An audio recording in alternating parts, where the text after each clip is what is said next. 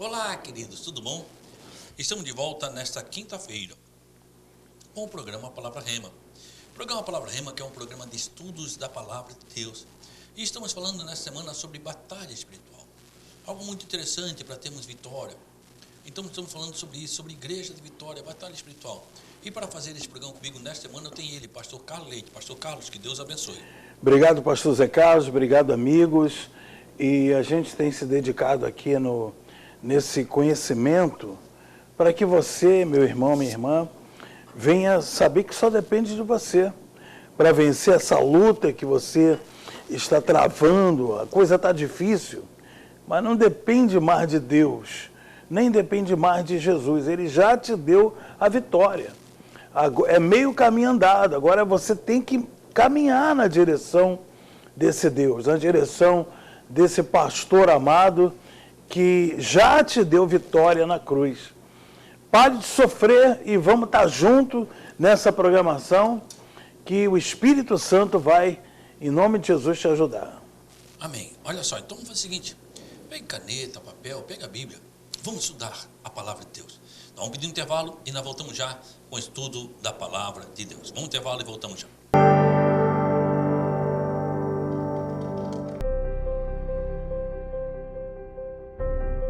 Você que está angustiado, talvez você está triste, sem amigos.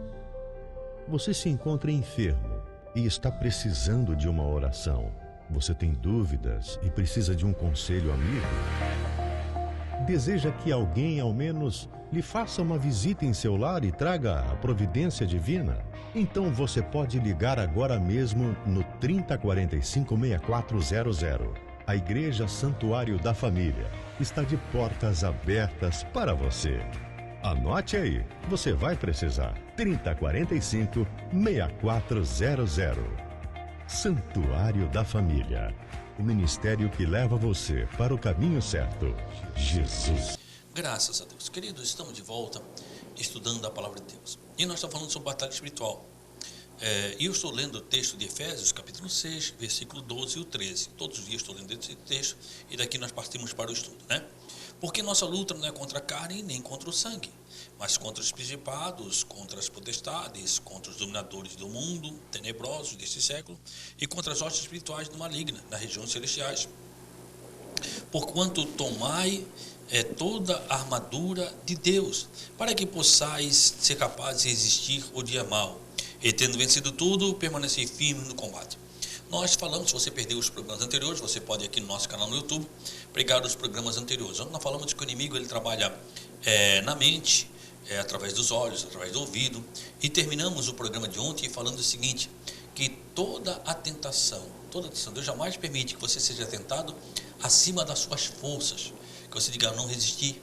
Mas quando você é tentado, Deus mesmo, Deus é fiel, a Bíblia diz que Deus é fiel, e Ele dá o escape. Nós lemos lá em 1 Coríntios, capítulo 10 e o versículo 13, né? Ele mesmo dá o escape. Olha só, e agora nós vamos ler para você, eu quero que você entenda, pastor, por que Deus permite que sejamos tentados? Deus permite que nós sejamos tentados para nos tornarmos plenamente maduros, querido. Porque chega de sermos, às vezes, criança, nós temos que entender que nós temos que crescer espiritualmente. A tentação vem fazendo você crescer espiritualmente. Por isso que você é tentado, para você crescer espiritualmente. Onde é que está isso? Pastor Carlos Leite, pega em 1 Timóteo, capítulo 1, versículo do 2 até o 4. Timóteo, no capítulo 1, Timóteo é logo depois de Hebreus, Timóteo no capítulo 1, versículo do 2 até o 4. Olha só o que perdão, Timóteo, Tiago, capítulo 1, versículo 2 até o 4, né? Olha só o que Vamos lá então. O Tiago vem falando sobre isso. Os benefícios das provações, é o título aqui da minha Bíblia. Os benefícios das provações, é o que o pastor está falando aqui, ó, né? Meus irmãos, tende por motivo de toda a alegria, olha que legal, tendes por motivo de toda a alegria o passardes por várias provações, sabendo que a provação da vossa fé, uma vez confirmada, produz perseverança. Aí, ó. Ora, A perseverança deve ter ação completa, para que sejais perfeitos, íntegros e em nada deficientes. Olha só, então, queridos, nós temos que entender. Primeira coisa, nós entendemos que o livro de Tiago, o livro de Pedro, eu já falei sobre isso, o livro de João, são escritos para igrejas. Ele não é escrito para os ímpios, foram escritos para a igreja. Quando ele fala sobre a língua, ele está falando com a igreja, não está falando com o ímpio. A Bíblia é para a igreja, para crente. Então ele está falando com a igreja. Ele diz: meus irmãos, tende motivo de grande gozo, quer dizer, motivo de grande alegria, quando passares por várias tentações. Quer dizer, é fácil se alegrar no meio da luta? Claro que não é fácil. Não é fácil. Você tá no meio da luta, você está se alegrando. É fácil? Claro que não é fácil. Quer dizer, a Bíblia não é um lugar de facilidade. A vida com Cristo não é vida de facilidade, é vida de eternidade. A minha vida com Cristo não é vida de facilidade, mas é uma vida de eternidade. É isso que nós temos que entender. Quer dizer, então, Tiago dizendo: irmãos, se alegre quando você passar por várias. Ele não está dizendo passar por uma. Quando você está passando por luta, por provações, por tentações, quer dizer, sabendo que a prova, porque você vai ser, a sua fé está sendo provada, sabendo que a prova da fé opera a paciência. Por quê? Porque nós temos que ter paciência no meio da luta. Deus não faz aquilo que nós... Primeira coisa que nós temos que entender, querido. Hoje nós estamos muitas vezes criando crente mimado. Crente que acha que Deus vai fazer aquilo que nós queremos. Deus não faz o que nós queremos. Ô, pastor Deus faz Zé o que Ele Carlos, quer na nossa vida. o interessante aqui, no escrito dessa carta, foi que o Tiago, ele escreveu essa carta para as 12 tribos de Israel, né? As 12 tribos que se encontravam na dispersão, quer dizer, eles estavam sem cuidados, pastor, eles estavam sem congregar, eles estavam dispersos. Por quê? Porque Tiago, ele era pastor da igreja em Jerusalém. Sim. O pastor da igreja de Jerusalém não era Pedro.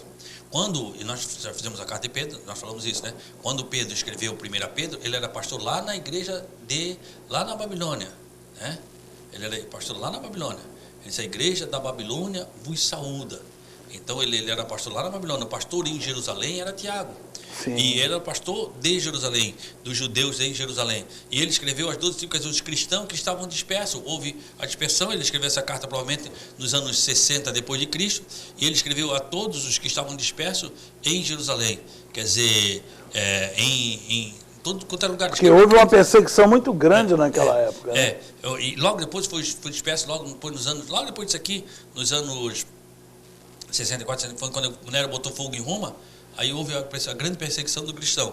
Mas mesmo assim, os cristãos estavam dispersos em vários lugares. Por vários lugares. Quer dizer, então, ele vem escrevendo a esse povo. Por isso que ele era pastor em Jerusalém. Né, escrevendo ao povo. E ele vem escrevendo, sabendo que vossa fé, olha só, opera a paciência. Porque no meio da luta, nós temos que ter paciência. E também, porém, a paciência é a sua obra perfeita. Para que sejais perfeitos e completos. Sem faltar coisa alguma. Para que sejais maduros. Quer dizer, quando ele diz perfeito, que sejam maduros, sem faltar coisa alguma. Como é que você vai ser maduro e não vai faltar nada? Quando nós passamos por luta. Quando passamos pela dificuldade. Exatamente. Aí que nós vamos crescendo. Então, quer dizer, a dificuldade, ela vem para nos engrandecer. Para você ser perfeito na sua fé. Então, querido, muitas vezes nós... por que nós estamos passando por isso? Ou por que é por isso, o pastor Zé Carlos, porque toda vez na minha vida ministerial, que tinha algo bom preparado para mim no ministério, desde quando eu comecei até hoje, sempre quando eu tinha algo bom preparado ministerialmente para mim, vinha uma bomba primeiro. Vinha um momento difícil. Para você tem que ter paciência. A Bíblia está ensinando, porque hoje nós vivemos num mundo que é globalizado. A coisa tornou-se muito pequena. Quer dizer, as coisas que aconteciam no Japão, nessa época, levaram anos, ou às vezes nem chegavam. Aqui nem chegava porque não conhecia o Japão. Né? Mas as coisas que aconteciam na Itália, levar meses para chegar ali. Não acontecia, não. Hoje não, hoje a coisa acontece lá na China, na mesma hora você recebe na rede social. Aconteceu um terremoto, na mesma hora você... E muitas vezes você está vendo ao vivo as coisas acontecendo, porque você está vendo ao vivo as coisas acontecer. E esse mundo globalizado nos tornou um povo sem paciência. E nós queremos que Deus age da nossa forma. E nós não aprendemos que nós vamos ser provados. Por quê? Porque foi dito para mim que eu vim para Jesus, eu não vou passar por luta, não vou passar por provação. E não é assim. A nossa luta, a vida do cristão, é a vida de negar-se a si mesmo. Quando você diz nega a si mesmo, quer dizer, aquilo que eu tenho não tem mais valor. O que tem valor é Deus na minha vida, é isso que tem valor. O que tem valor é o que Deus quer para a minha vida, é isso que tem valor. Então nós temos que aprender o valor de Deus na nossa vida. E é nós negarmos a nossa mesma, quer dizer, o que eu quero, o que tem valor é a importância de Deus na minha vida. Então Deus permite para que nós cresçamos espiritualmente. Deus permite para nós crescermos espiritualmente. E isso que nós temos que entender. Quando nós entendemos isso, nós passamos a ver a luta de uma outra forma. A dificuldade de uma outra forma. Quer dizer, há limites, pastor, para a tentação. Há limites. Olha só, Tiago, estás aí, 1 e 12. 1 e 12, vamos lá. Vamos ler do 12. A origem do pecado. A origem do pecado. Na minha Bíblia está escrito do 12 bem até o título. 15, viu? Sim. Então diz assim: bem-aventurado o homem que suporta com perseverança a provação, porque depois de ter sido aprovado, receberá a coroa da vida, a qual o Senhor prometeu aos que o amam. Ninguém, ao ser tentado, diga de Deus sou tentado, porque Deus não pode ser tentado pelo mal. E ele mesmo a ninguém tenta. Tremendo isso aqui. Ao contrário, cada um é tentado pela sua própria cobiça, quando esta o atrai e seduz. Então, a cobiça, depois de haver concebido, dá luz ao pecado, e o pecado, uma vez consumado, gera a morte. Então nós temos que entender o seguinte, olha só, bem-aventurado o varão que suporta a tentação. Feliz, quer dizer, bem-aventurado, muito feliz o varão que suporta a tentação, porque quando for provado, receberá a coroa da vida, ao qual Deus tem prometido ao que o amam. Versículo 13. Ninguém sendo tentado diga, de Deus sou tentado, porque Deus não pode ser tentado pelo mal, e ninguém tenta. Mas, sim, cada um é tentado por sua própria concupiscência, e é atraído e seduzido. Quer dizer, você é tentado pela sua própria concupiscência, você é atraído. Você lembra de Eva? Ela foi atraída. Depois que ela foi atraída, um fruto parecer ser agradável. Quando ela passou ali, o fruto não é agradável, o fruto passou a ser agradável. Nós falamos isso na segunda-feira. Vai ali no nosso canal e veja segunda-feira. O agradável antes era obedecer a Deus. Davi, ele foi tentado por Betseba. Primeiro ele foi tentado. Aí ele foi atraído, ele começou a imaginar aquilo. Aí começa a imaginar. Aí começa a ser atraído pela sua, seduzido. A concupiscência concebe e dá luz ao pecado. Olha só, a concupiscência, ela dá luz ao pecado. Mas ela não aconteceu ainda. Ela começa a dar luz ao pecado. Agora você vai ver. Aí o pecado sendo consumado gera a morte. Quer dizer, ele entra na mente da pessoa. Entra na mente, você vai ser atraído, vai vindo. Aí o pecado, você é atraído, mas ele não conseguiu. O pecado, quando ele for consumado, é que ele gera a morte. Enquanto ele não for consumado, ele não gera morte. Mas ele vai ser consumado. Você está sendo atraído. Você está sendo... Não brinque com o pecado, querido. Não brinque com o pecado. Não brinque com o pecado. Porque senão você vai cair. É uma coisa muito importante, o crente, o cristão, né? Fazer quando está sendo tentado, é falar com Deus o que está sendo tentado. É abrir mesmo a boca para Deus e falar, Senhor, nessa área estou sendo atacado, e revelar para Deus em oração, porque é aí que o Espírito Santo entra e limpa. Amém. Vamos fazer o seguinte, querido. Nós vamos ao intervalo e nós voltamos já.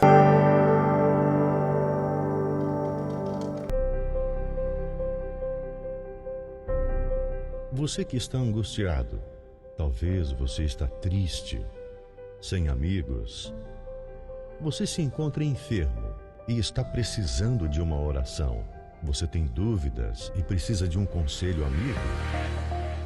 Deseja que alguém, ao menos, lhe faça uma visita em seu lar e traga a providência divina? Então você pode ligar agora mesmo no 3045-6400.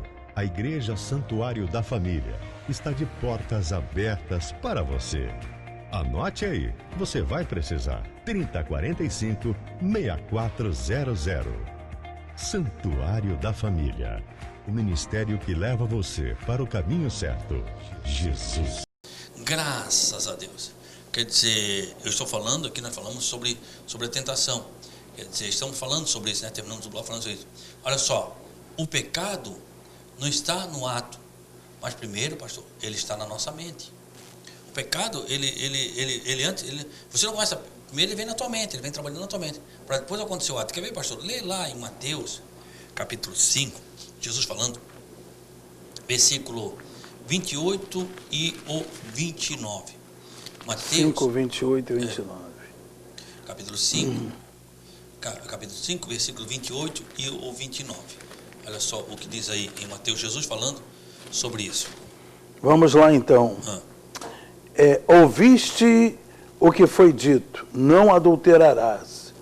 Eu, porém, vos digo, qualquer que olhar para uma mulher com intenção impura no coração, já adulterou com ela.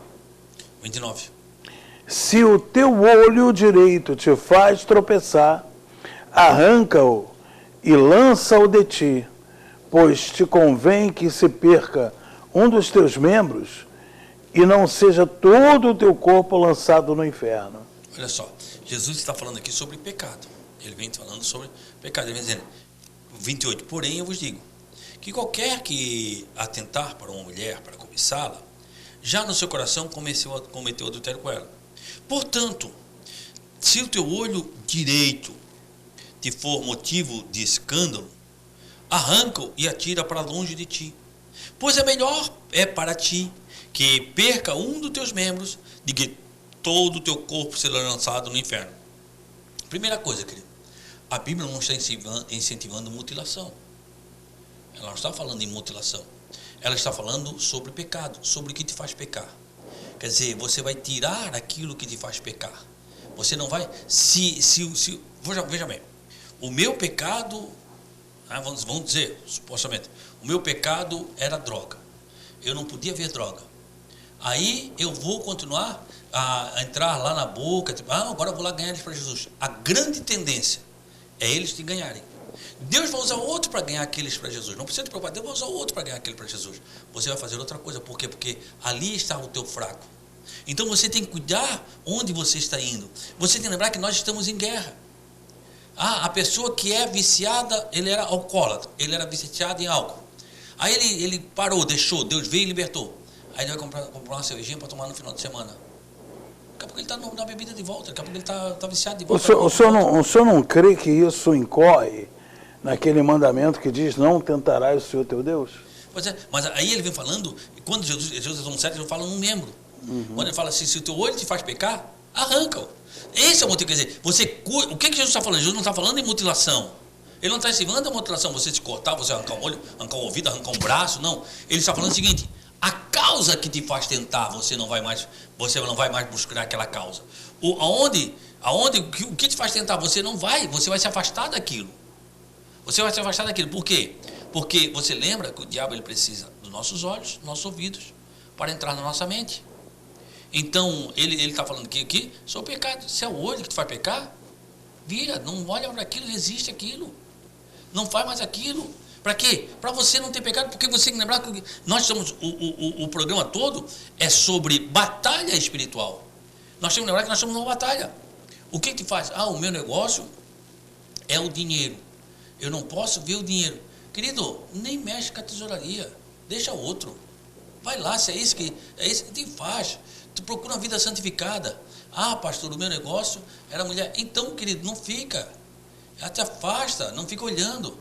Eu tinha seria trágico se não fosse cômico. Eu tinha um amigo que ele, nosso começo, assim, nesse de caminhada, ele dizia que o pecado era a segunda olhada. Pecado é estar segunda olhada. Então o que ele fazia? Ele olhava e não tirava mais os olhos para não dar a segunda olhada. Querido, não é isso. O pecado está dentro de você. O pecado está dentro de você, querido. Então cuide com o que você está olhando. Cuide para não entrar na sua mente. Jesus vem dizendo o quê? Ele não vem incentivando a mutilação. Ele vem dizendo o seguinte, que o pecado, antes do ato, ele está na mente. Antes do ato, ele vai trabalhar na mente. Antes do ato, ele vai trabalhar naquilo. Eu não sei onde é que é o fraco de cada um. Mas eu sei de uma coisa. Deus, o que eu estou dizendo, não faça, não vá para aquilo. A pessoa que vivia uma vida de boemia, aí ele vai incentivar, não, agora eu vou evangelizar, casa noturna. Daqui a pouco ele está na vida de novo. Daqui a pouco ele está na casa noturna. Porque o ideal é todos nós que tivemos uma experiência com Deus e nos firmamos na fé, porque a verdade é a seguinte, você falha, você erra, você peca, mas tem uma verdade incontestável. Você não larga mais a presença de Deus. Você não larga mais o Espírito Santo. Por quê? Porque você está sempre exercitando a sua fé nele. Você está sempre com ele, andando, caminhando com ele. Agora, é perigoso você andar com aquelas pessoas que um dia iam para aqueles lugares com você, aqueles lugares errados. Porque certamente, quando você passar por um momento difícil, você vai ver vantagem, você vai ver coisas naquele lugar que você vai dizer assim, quando eu era lá daquele lugar, daquele mundo, eu não sofria tanto quanto eu sofro hoje estando na igreja. Já ouvi muito isso, pastor Zé Carlos. As pessoas dizer que, quando eu estava no mundo, não havia tanta falsidade assim, né? Não havia tanta gente falsa, não havia tanto problema. Mas por que isso? Porque a tentação, o momento difícil que a pessoa passou, ela tirou os olhos de Deus e colocou os olhos no mundo. Outra coisa, pastor, mesmo assim, porque ela via, a tentação, claro que havia falsa assim, mas só que ela estava naquele meio, ela não via, porque ela estava em trevas. E quando há trevas, você não vê a situação, porque você está em trevas. Agora, quando tem luz, você vê. Quer dizer, se nós apagamos, que você está vendo, porque tem luz, se eu apagar toda a luz e ficar tudo escuro, a TV ficar escura, eu posso tirar a camisa, eu posso tirar a gravata, e você não vai ver que tudo está escuro, você não vai ver. Agora acendeu uma luz, você, peraí, o pastor está sem gravata, o pastor está sem camisa, por quê? Porque houve a luz.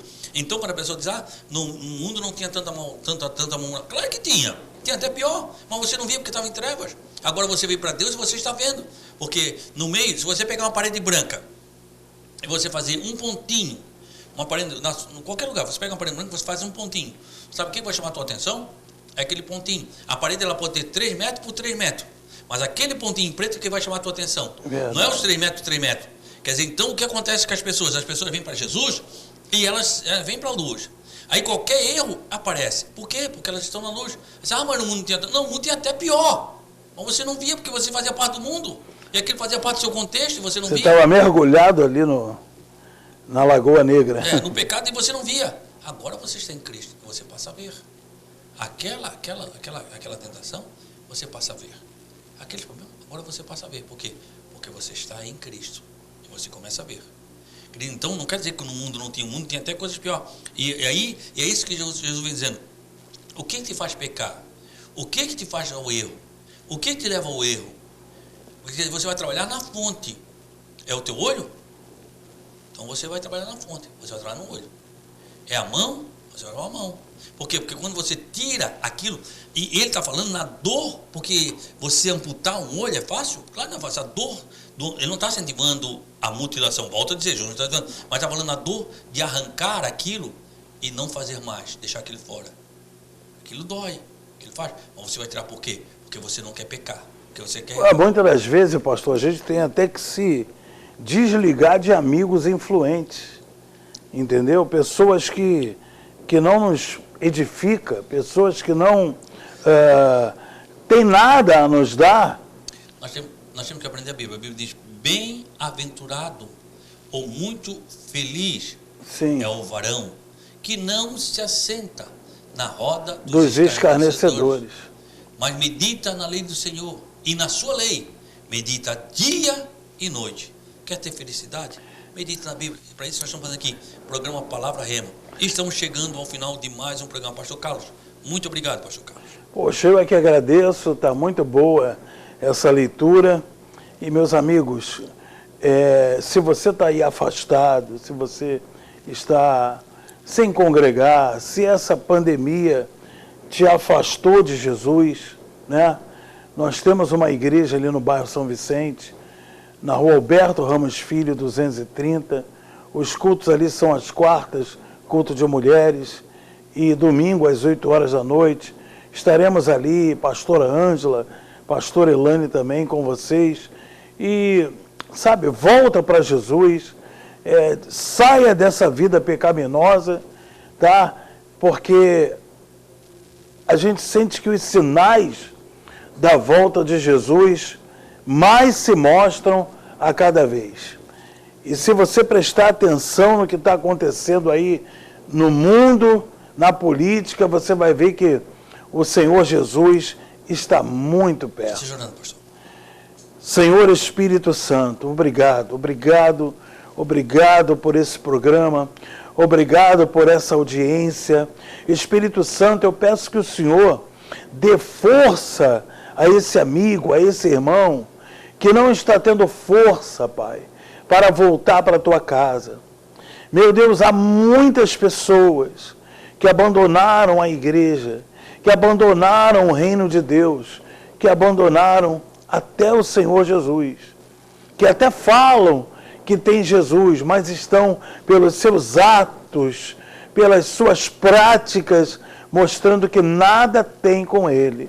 Então, Pai, é por essas pessoas que eu oro, porque elas estão sofrendo, elas estão gemendo, no íntimo delas, elas pedem até para morrer, meu Pai. Mas o Senhor veio para dar vida, e vida em abundância. Então, visita essa ovelha, o seu coração com essa vida abundante. Pai, em nome de Jesus, eu te agradeço. Amém e amém. Querido, permitindo Deus, nós estamos amanhã aqui, neste mesmo horário, nesta mesma emissora. Querido, muito obrigado. Que o Senhor, o nosso Deus, Ele te abençoe e Ele te guarde. Que o Senhor faça resplandecer o seu rosto sobre ti e tenha misericórdia de ti. Que o Senhor sobre ti levante seu rosto e te dê a paz. Até amanhã, se Deus assim permitir. A paz.